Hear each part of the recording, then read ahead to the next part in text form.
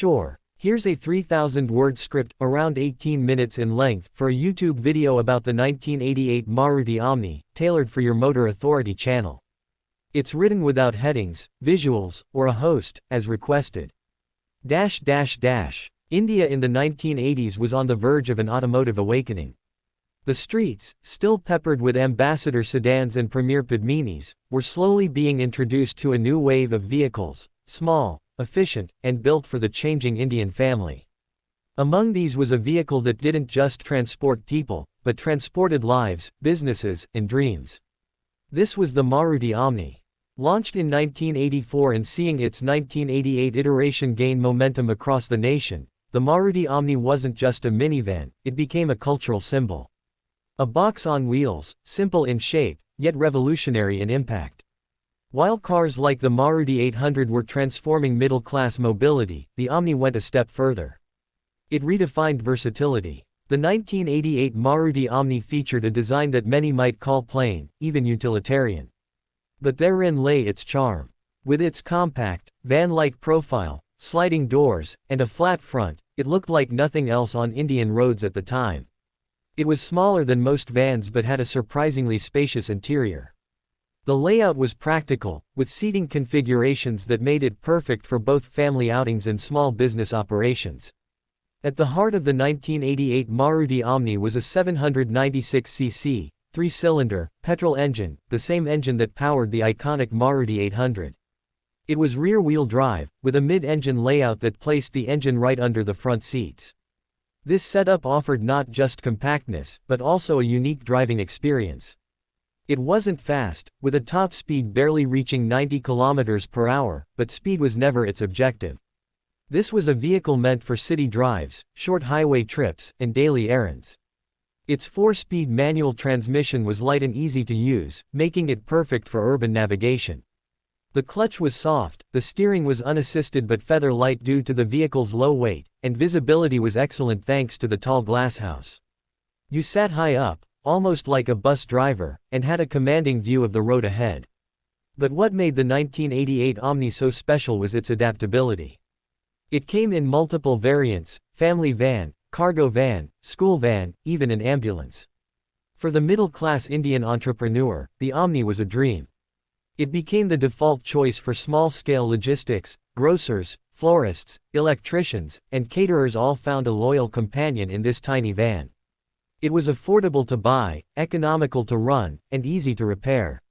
This flexibility extended into the private lives of many Indians. Families used it as a weekend getaway machine. Its ability to seat up to 8 passengers in its high-roof version meant extended families could travel together. The rear seats could be folded to make room for luggage, or even bedding. It became a camping van for some, a mobile home for others, and even a makeshift theater van for traveling drama troupes. And then there was the school run. In every major Indian city, from Delhi to Chennai, Bangalore to Kolkata, you could spot Omnis painted bright yellow with black stripes, packed with uniformed children and their backpacks. Some of these vans had extra side-facing benches installed to accommodate more kids, something that raised safety concerns, but also testified to the vehicle's over-the-top utility. Safety, of course, wasn't a strong suit. The 1988 Maruti Omni had no airbags, no ABS, and minimal crumple zones. The driver sat practically over the front axle, with only a thin metal shell separating them from the road.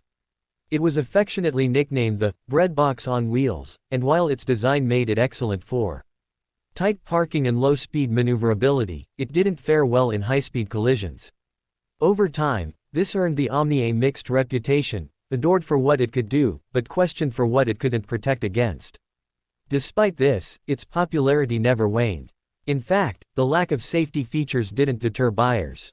The cost of ownership, the massive availability of spare parts, and the almost cult-like familiarity with the engine and drivetrain made the Omni one of the most maintenance-friendly vehicles on the market.